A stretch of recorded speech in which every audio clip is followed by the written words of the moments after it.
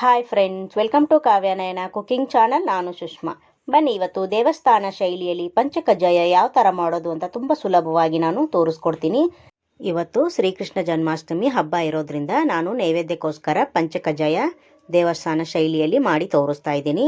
ನೀವು ಒಂದ್ಸತಿ ಟ್ರೈ ಮಾಡಿ ಯಾವ ಥರ ಬಂತು ಅಂತ ನನಗೆ ಕಮೆಂಟಲ್ಲಿ ತಿಳಿಸಿ ಫ್ರೆಂಡ್ಸ್. ಹಾಗೆ ನಮ್ಮ ಚಾನಲ್ನ ಸಬ್ಸ್ಕ್ರೈಬ್ ಮಾಡಿ ಸಪೋರ್ಟ್ ಮಾಡಿ. ನೋಡಿ, ನಾನು ಒಲೆ ಮೇಲೆ ಒಂದು ಪಾತ್ರೆ ಇಟ್ಕೊಂಡಿದ್ದೀನಿ. ಅದಕ್ಕೆ 1 ಕಪ್ಪಷ್ಟು ಕಡಲೆಬೇಳೆನ ಹಾಕೋತಾ ಇದ್ದೀನಿ. ಈಗ ಚೆನ್ನಾಗಿ ಇದನ್ನು ಹುರ್ಕೋಬೇಕಾಗುತ್ತೆ. ನಾವು ಕೆಂಪಗಾಗೋ ಥರ ನಾವು ಇಲ್ಲಿ ಚೆನ್ನಾಗಿ ಹುರ್ಕೋಬೇಕು. ನೋಡಿ, ಒಂದು 5 ನಿಮಿಷದಲ್ಲಿ ನಾವು ಚೆನ್ನಾಗಿ ಹುರ್ಕೊಳ್ಳೋಣ. ಹಾಗೆ ನಮ್ಮ ಚಾನಲ್ನ ಇನ್ನೂ ಯಾರೂ ಸಬ್ಸ್ಕ್ರೈಬ್ ಮಾಡ್ಕೊಂಡಿಲ್ಲ, ಪ್ಲೀಸ್ ಹೋಗಿ ಸಬ್ಸ್ಕ್ರೈಬ್ ಮಾಡ್ಕೊಳ್ಳಿ. ಬೆಲ್ ಐಕನ್ನ ಪ್ರೆಸ್ ಮಾಡಿ ಆಲ್ ಅನ್ನೋ ನೋಟಿಫಿಕೇಷನ್ನ ಸೆಲೆಕ್ಟ್ ಮಾಡಿಕೊಂಡ್ರೆ ನಾವು ಹಾಕೋ ವಿಡಿಯೋ ಎಲ್ಲ ಮೊದಲು ನಿಮಗೆ ಬರುತ್ತದೆ ಫ್ರೆಂಡ್ಸ್. ಆಗ ಎಲ್ರಿಗಿಂತ ಮುಂಚೆ ನೀವೇ ನೋಡ್ಬೋದು.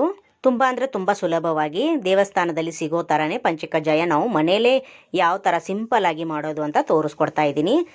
ನೋಡಿ, ಇವಾಗ ಚೆನ್ನಾಗಿ ಹುರಿದಿದ್ದಾಗಿದೆ. ಇಷ್ಟು ಕೆಂಪಗೆ ಹುರಿದ್ರೆ ಸಾಕು ನಮಗೆ. ನೋಡಿ, ತೋರಿಸ್ತೀನಿ ಯಾವ ಥರ ಕೆಂಪಗಾಗಿದೆ ಅಂತ. ನೋಡಿ, ಈ ಥರ ಕೆಂಪಗೆ ನಾವು ಹುರ್ಕೋಬೇಕಾಗುತ್ತೆ. ಇದಾಗಿದೆ, ಇದನ್ನು ಒಂದು ಪ್ಲೇಟಿಗೆ ನಾವು ತೆಗೆಯೋಣ. ನೋಡಿ, ಇದಾಗಿದೆ, ಇದನ್ನು ಒಂದು ಪ್ಲೇಟಿಗೆ ತೆಗಿತಾ ಇದ್ದೀನಿ. ಮತ್ತು ಅದೇ ಪಾತ್ರೆಗೆ ನಾನು 2 ಟೇಬಲ್ ಸ್ಪೂನಷ್ಟು ಬಿಳಿ ಎಳ್ಳನ್ನು ಹಾಕ್ಕೊಂಡು ನಾನು ಚಟಪಟ ಅನ್ನೋವರೆಗೂ ಹುರ್ಕೊತೀನಿ. ಜಾಸ್ತಿ ಏನು ಹುರ್ಕೊಳ್ಳೋ ಅವಶ್ಯಕತೆ ಇಲ್ಲ. 1-2 ಸೆಕೆಂಡಲ್ಲಿ ನಾವು ನೋಡಿ ಚಟಪಟ ಅಂತ ಇದೆಯಲ್ವಾ, ಹಾಕಿದ ತಕ್ಷಣವೇ, ಯಾಕೆಂದರೆ ಪಾತ್ರೆ ಬಿಸಿಯಾಗಿರುತ್ತೆ, ಅದಕ್ಕೋಸ್ಕರ ಸ್ವಲ್ಪ ಫ್ರೈ ಮಾಡಿಕೊಂಡ್ರೆ ಸಾಕಾಗುತ್ತೆ. ಈಗ ಒಲೆನ ಆಫ್ ಮಾಡಿಕೊಂಡು ಸೈಡಲ್ಲಿ ಆರೋದಕ್ಕೆ ಬಿಡೋಣ. ಕಡಲೆಬೇಳೆ ನೋಡಿ ಹಾಗೆ ಬಿಳಿ ಎಳ್ಳನ್ನು ಆರೋದಕ್ಕೆ ಬಿಡ್ತೀನಿ. ಇವಾಗ ಇದು ಕೂಡ ಆಗಿದೆ, ಇದನ್ನು ಕೂಡ ತೆಗೆಯೋಣ.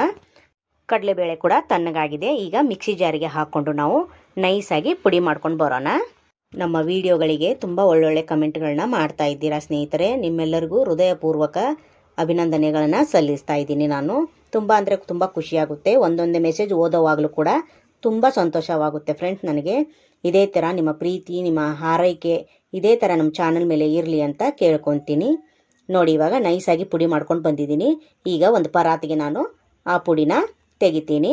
ನೋಡಿ, ಕಲಿಸೋದಕ್ಕೆ ಸ್ವಲ್ಪ ಅಗಲ ಪಾತ್ರೆ ಬೇಕು ಅಂತ ನಾನು ಈ ಥರ ಪರಾತಲ್ಲಿ ಹಾಕ್ಕೊಂಡಿದ್ದೀನಿ.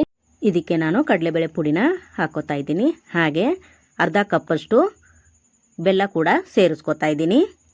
ನೋಡಿ, ಸ್ವೀಟ್ ಮಾತ್ರ ಕರೆಕ್ಟಾಗಿರುತ್ತೆ. ಕರೆಕ್ಟ್ ಮೆಜರ್ಮೆಂಟಲ್ಲಿ ಮಾಡಿ, ತುಂಬ ಚೆನ್ನಾಗಿ ಬರುತ್ತೆ ಸ್ವೀಟ್ ನಿಮಗೆ. ಅರ್ಧ ಕಪ್ಪಷ್ಟು ಒಣ ತೆಂಗಿನ ತುರಿನ ಅದನ್ನು ಕೂಡ ಸೇರಿಸ್ಕೊತಾ ಇದ್ದೀನಿ. ಹಾಗೆ ಇಲ್ಲಿ ಬಿಳಿ ಎಳ್ಳನ್ನು ಅದನ್ನು ಕೂಡ ಸೇರಿಸ್ಕೊತಾ ಇದ್ದೀನಿ. ನೋಡಿ, ಹಾಗೆ ಇಲ್ಲಿ ಏಲಕ್ಕಿ ಪುಡಿ ಕೂಡ ಸೇರಿಸ್ಕೋತಾ ಇದ್ದೀನಿ.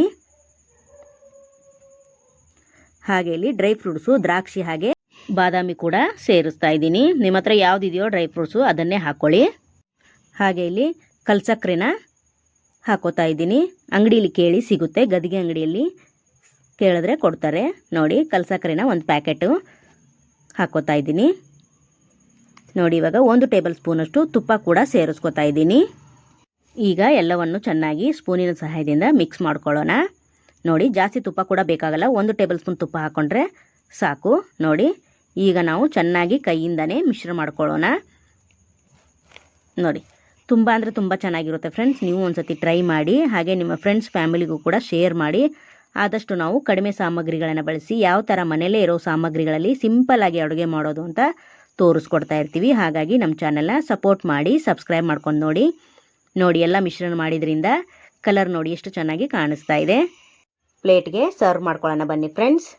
ನೋಡಿ, ಎಷ್ಟು ಚೆನ್ನಾಗಿ ರೆಡಿಯಾಗಿದೆ. ನಮಗೆ ಟೇಸ್ಟು ಕೂಡ ಅಷ್ಟೇ ಸಖತ್ತಾಗಿದೆ. ನೋಡಿ, ಸೂಪರ್ ಅಲ್ವಾ? ಇದೇ ಥರ ನೀವು ಕೂಡ ಮನೆಯಲ್ಲಿ ಮಾಡಿ, ತುಂಬ ಅಂದರೆ ತುಂಬ ರುಚಿಯಾಗಿ ಬರುತ್ತೆ.